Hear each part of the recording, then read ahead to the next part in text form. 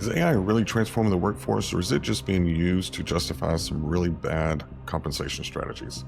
Well, in this episode, I sit down with Cynthia Abbott Kerr, founder of Wellpay, and we're going to cut through some noise. We're going to get into how Gen Z is actually forcing us to rethink retirement, and could 2026 bring back the pensions? On this podcast, I like to bring in industry leaders, analysts, and experts to unpack top news stories in the industry and get their insights. Whether it's how they're navigating AI integration, building future-ready teams, or measuring the real impact of HR, you're going to get tactical insights straight from the trenches, because staying ahead in this space, well, it requires more than news. It requires a lot of experience. So let's dig in.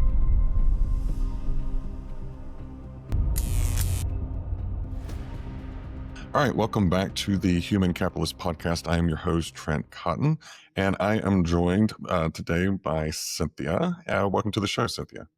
Thank you for having me. Awesome. So you were actually recommended by someone in my network whenever I put out a call and said, I need some interesting guests on. You were one of the ones that were tagged, so I'm glad that you took me up on the offer. Oh, thank you so much.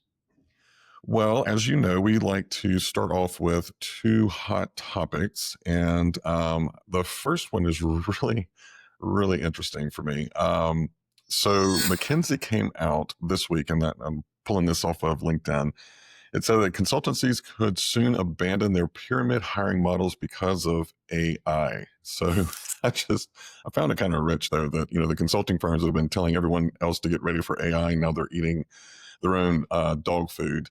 And it also stated, major firms like McKinsey are freezing entry-level salaries for the third straight year as AI automates more work. And with starting pay at $135,000 for college grads and $270 for MBAs, this is definitely a signal of what's going on in the market. So what say you on this? I think there are organizations who are using the AI revolution to pad the fact that they are freezing salaries or not hiring as rapidly as they once were, because we are overall globally in a cooling market. Right.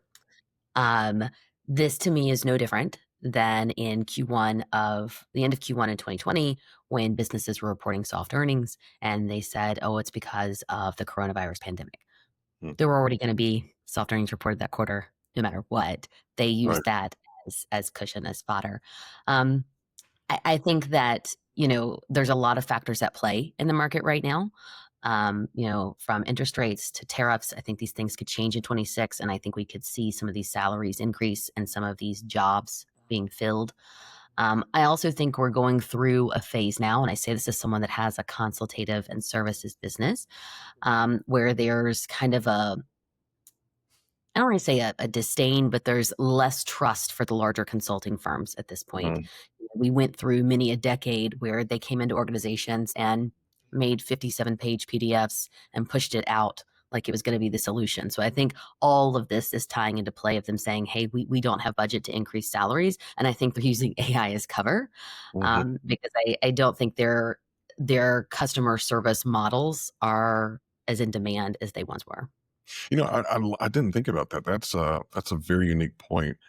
A lot of these companies that engaged with the McKinsey, the PwCs, all of that, they were tapping into that brain power that is now sitting right on their computer. So I didn't think about that. Maybe it's, that's kind of a fascinating take, because I know for me that it's like my second brain. It's, I know that there's something here in the data, but I just want something else to kind of go through and analyze it. I wonder if a lot of companies are going, let's try AI before we start forking out the big bucks. Let's try AI. And can I take someone that's really intelligent and has an AI background and has a background in statistics, and can they come in and utilize AI for me to be more efficient versus having to go out and sign a multi-million-dollar contract with McKinsey? How can I get more efficiency here versus, the old model of McKinsey or Bain or Deloitte or whoever's going to come in and it's going to take 12 months to get an answer. And they just kind of train their clients that that's what happened. Meanwhile, everybody else is looking for solutions in business, is moving forward. So I think it's more their model is just not as in vogue as it used to be.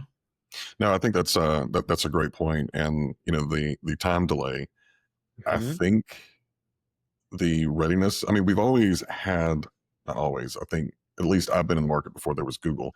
So there has been this kind of speeding up of being able to have access to information, being able to analyze it and make a decision fairly quickly. And the market has been moving even faster.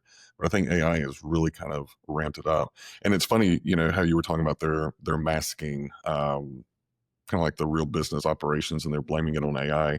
Last week I had on Rachel Bourne, and we were talking about the 1.1 million jobs, and also too, we looked at how many times ROI on AI was being mentioned on earnings calls, and kind of those two together, she came up with the same thing of going, look, this is business stuff going on, and they're just they're demonizing something that is not personified, which is AI. So it's kind of funny that that you have the same track. And if anyone wants to go back and watch, I'll drop that link in the episode details. So, oh, that's awesome, awesome. Love the perspective there. And then the second one, this one, I love whenever I have a gut feeling, but then data comes along and says I was right. So I guess maybe psychologically I like to just be right. But Fortune came out and the headline was trust is an all-time low for both job seekers and recruiters. Hiring platform CEO says talent acquisition is an AI doom loop. And I thought that was kind of interesting that, someone in the actual industry is calling it a doom loop. Doom loop. Can't say those two words together. What are you seeing? Because I know you do a lot of consulting and, you're kind of in the mix across industries and across industry sizes. What are some of the things that you're seeing? Is it really an AI doom loop? I think it's more I think it's a lack of trust. On which side? So people don't know if what you're putting in front of them is Mm, real mm. because, and I say this as someone who has an AI company, right? Right, right. But people don't know if the resume you've put in front of them is real based on all of the things you can do and use Mm, to enhance it. And then now you have people who are using AI to sound really scripted and smart in an interview. So it's really hard to get to, can you actually perform the job as outlined? But I think the answer there is better interview technique. mhm. So we've gone through, I started working in corporate America right when the Great Recession happened, Okay. right? Taking every job I could find. I mean, I was processing invoices in an office and doing all kinds of things, right? Because that was the world. Right. And I say that, I reference that for us because that's really when corporate America started to shift. We hollowed out L&D programs, we Mm, hollowed out training departments. And so now here we are almost 20 years later, and we have become this do more with less, have more tactical transactional relationships. We don't have professional managers anymore, so we don't really know how to interview. mhm. My husband has a great interview technique when he's interviewing people for his team, and that the level of questions he asks you and the way you answer helps him know where you sit. So it's not really a right or a wrong. It's like a GMAT GRE, right? All of Yeah, you really yeah. intelligent math people come up with this, right? uh, I'm like, I would never be able to do this. But my point is that I think if we have really good interview technique, you can separate fact from fiction or what's been maybe zhuzhed up. And you Mm, can sit in front of the person, be it Zoom or in an office, what have you, and ask questions to glean, can this person perform this job? That's one thing I think that's happening when we say we're caught in a doom loop. I think the second is we went through and we eliminated a lot of TA roles yeah. in the downturn. And now companies are trying to go out and hire without those professionals to guide them. Mhm. Some of my most key and critical partners have been my TA and talent colleagues, right? They understand, and can translate. All right, this candidate, they said this to me, but I actually think they could be really good at X. Let me get them in this interview. And AI is great. AI is not a good translator of that. Right. And I think that's where we're hearing some of this doom loop. You have leaders who don't know how to interview because they were never trained to be professional managers. And then Mhm. also we're plugging in technology in a place where maybe it's not ready to be yet. And we still need humans in the loop to help us navigate that space. So I think the doom loop is brought about by our own poor choices and frustration of trying to cut people out of the process when we need people in the people process. Yeah, and in my day job, I'm in workforce data all day long. every day. And that's why I love my job. But we did a workforce report on the graduating class of 2025. And one of the things that really kind of stood out to me is, and I can't remember the exact stat, but they want to showcase their skills, not in a resume, not in an interview, but an actual skills assessment, Mhm. so it's just kind of funny because whenever that whole topic of skill-based hiring, I just kind of pause and go, what the hell have we been doing? Like, I don't, yes, I was always making sure that someone was qualified for the job, but I don't know, maybe it was because I came from the line of business into HR, didn't start in HR. But if I was evaluating someone, so let's say I'm hiring a loan officer or someone that, most of my career before HR was in banking, can they do the job? Do they have the skills? Yes. Okay, great. Are they good with clients? Do they show problem solving skills? I was looking for the soft skills as well, not for the just for the job that I was hiring them for, but ultimately for the organization. Can they progress in this organization? And so I guess that's why I kind of get stumped whenever they go, well, we need to get back, or we need to start doing skill-based hiring. I just kind of go, what the hell have we been doing? Mm. But I do want to kind of ask you a question. Do you see that AI can provide some initial value in that initial screening? Do you have the requirements? Do you meet X, Y, and Z? And so that way the recruiter doesn't have to have that part. They actually get into more of the consultative type of interview. Is that what you're suggesting? I think that AI can play a role in that. Hmm. I think we have to be really specific about how we train the AI to not, discriminate against candidates and not use our biased human preferences to Mm, make decisions, yeah. right? If you're only going to give preference to everyone who has Google or Meta on their resume, then you're going to train your AI to do that, and then you're going to get cut out from a whole cadre of people who could be really incredible Hmm. in that role. Yes, I think AI can help get us out of some of the menial, right? So you're not sitting there just reading through resumes and it's saying, hey, here's the 10 people or 25 people I really think you should talk to.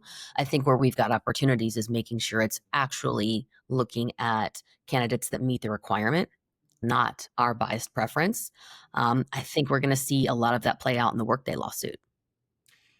Yep. Yeah, it's going to be interesting.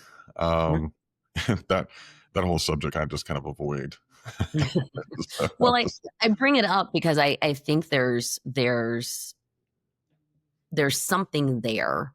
mm, And yes, we need to use technology to be more efficient. We need to use artificial intelligence to help move us forward. But there's something there in the way that system was programmed or the way people figured out how to program it mm. to not be, fair and even. And we have to keep that in mind when we're building, these AIs that we don't build in our own biases.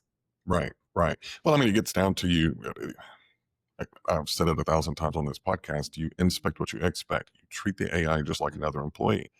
Mhm. You do performance checks. You audit it. You make sure that whatever it says it's going to do, it actually does. And I think my hope for 2026 is that people do start taking more of a responsible approach to AI and implementing some of those rather than doing what I think the trend has been, which is let's buy something off the shelf, throw it in there, and be surprised whenever it comes back and there's some kind of a mitigation that you have to dig into. So it is interesting. And yesterday or last week, I think on Tim Sackett and Madeline Loriano, they did a kind of a top 10 TA trends. And one of the things that they were talking about was digital twins and creating this digital twin of someone. This is your high performer. When they leave, do you get to keep the digital twin? Like, who owns it? And I think George LaRoque was throwing that in the chat, and I just put underneath it, I said, and this kind of question is why I'm so glad I'm no longer in a CHRO type of thing. I don't want to answer those kind of questions. That's like a plate of spaghetti. Like, where do you even start pulling that apart? So fun times ahead. So thank you for that. That was fun. I always enjoy getting different perspective on current events. So you got me thinking now about the whole McKinsey thing. I'll probably ping you later with questions that come up, those random ninja questions. So just like real quick, just to kind of set the baseline for the next part of the conversation, which is, just kind of your perspectives on what's going on in the market. Can you just give like a 2-minute overview of, what you do, what your experience has been, and then we're going to get into a topic I know you are super passionate about. Certainly, certainly. Well, my experience has been in people and people technology. My specialty is compensation and talent. So I work with businesses to help them design and align their pay strategies and structures. And what I think makes WellPay such a compelling offering is what you and I talked about earlier, right? You get McKinsey, they come in, it's going to take 12 months, all the things. And it takes a whole team inside your company to be a vendor manager to them and make sure they have all the information. With WellPay, work that takes most firms 6 to 9 months, I can do in about 4 weeks. Oh, wow. Wow. So quicker ROI for them for sure. So with that, let's look into 2026. How are things going to be different whenever it comes to compensation and your point of view? What are you saying?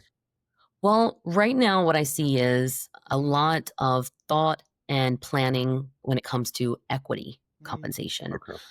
Organizations are looking at how do we stay competitive without going beyond the pool that has been allocated for us. So lots of thoughtful design, lots of thoughtful planning. When we move into, let's say, our short-term compensation, so your base comp and your short-term bonus, there's still a lot of chatter around, do we trust the market data?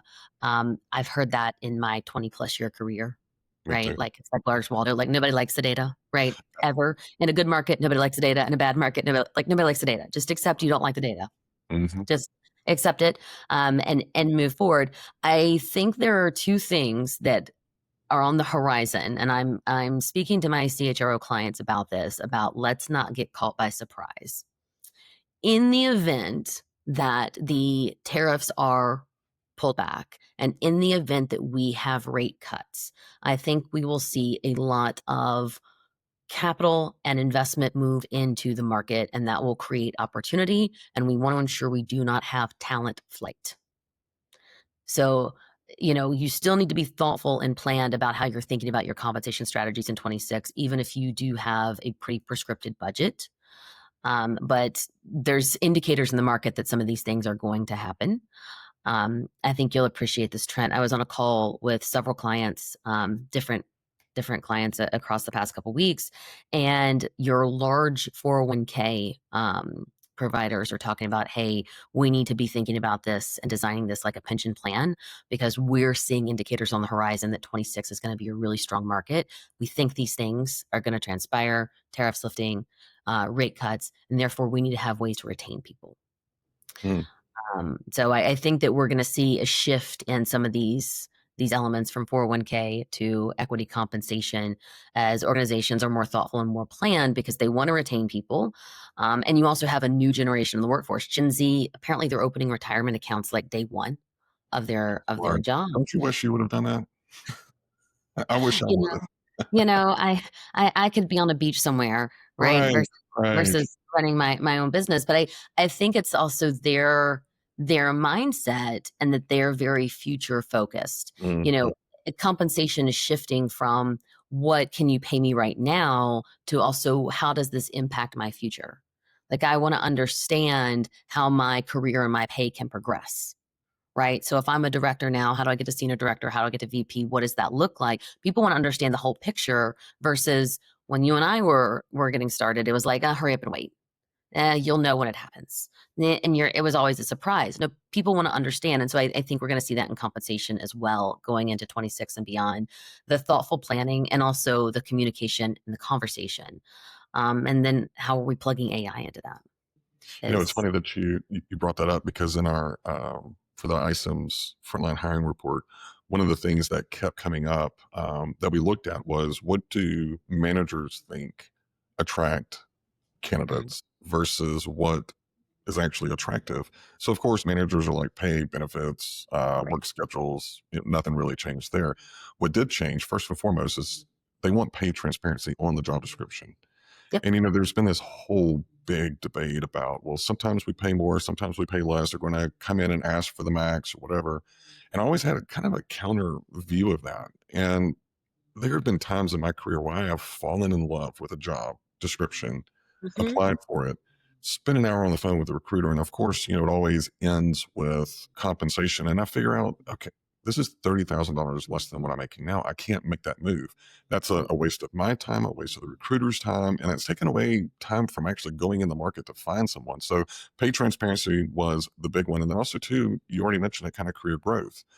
Right. And, you know, again, I think we're going back to some of the roots. Whenever I interviewed as a teller for the bank, I remember Dot Lynch, the HR lady who interviewed me. She said, you can start here, you can go here, you can do this, you can do this, you can do this, but this is kind of the foundational knowledge. You need to have about a 2-year track before you can go into the next. Perfect. And I managed to that. And I think that, going back to your earlier point, we really haven't trained the managers on how to not just interview, but sell the opportunity, not the role, Mhm. the entire organization and the opportunity. So that's a pretty significant call out there. And on the pension piece, that's interesting. Right. That's so they think that because there's two big ifs, Mhm. tariffs and rate cuts makes sense. More capital goes back into the market. People feel like they can hire again. Right. We've seen that before, but why now are pensions coming up? Well, we're having a hard time, and I'm sure you're seeing this in your reporting data as well. And companies don't want to say this out loud. We're having a hard time convincing people to take these jobs. Mm, yeah. We've entered a time where, and you and I were talking about it earlier in the segment. Trust is very low Hmm. between employee and employer, between job seeker and company. Trust is very low. People now run multiple jobs and multiple engagements. So if I want to convince you to come and take this role, I've got to show you there's a long-term plan and some safety parameters Mm, around it. that's the key. That's safety parameter. We've never really had to deal with that before. No. No, and it's I was listening to someone speak the other day, and they said, when they go into a room, they facilitate conversations, and they ask people like, "Were your parents white collar workers?" And only about 50% of the room raise their hand and say yes. And that the goal of our parents was to get us into these white collar jobs, right? Like you were going to go to college and get this white collar job. And it really took one generation for us to fall out of love and for that trust to be broken. And so I think now the contract between employee and employer is shifting again, and in a good way, right? If you knew you were going to be somewhere and there was, a safety net and a plan for your future, you'd stay, you'd prosper, you'd say, okay, my long-term benefit here is a pension that kicks in after so many years. And, I think to your point, we're going back to some of our basics that worked. I think people want to show up and contribute and have meaningful relationships at work. I think we've all been trying to make it in this really dicey market. And it's been very unpredictable in a lot of ways for a number of years. And so I think that's why companies are saying, all right, if we want to get the long term value out of our labor force, we've got to have some things here that are meaningful. That's really interesting. That's an interesting shift. But I kind of like the optimism there because some of the stuff that I look at, I'm going, okay, I don't know if we're going to swing out of this. So if the big 401k holders are feeling a little bit more optimistic, that gives me a little glimmer of hope. Um, so kind of switching gears, you're talking a lot to CHROs, and we've talked a lot about the impact of AI on the workforce. How are CHROs supposed to acknowledge and communicate the role that AI will play? I have a lot of thoughts here. Um, I think one, this is really the time for HR to be at the forefront. We can be really driving the governance policy of how our organizations utilize artificial intelligence. And to your point earlier, just buying something and turning it on and saying like, all right, there's AI, there's our AI policy, that's going to lead to disaster. Everybody's going to come at it from a different lens.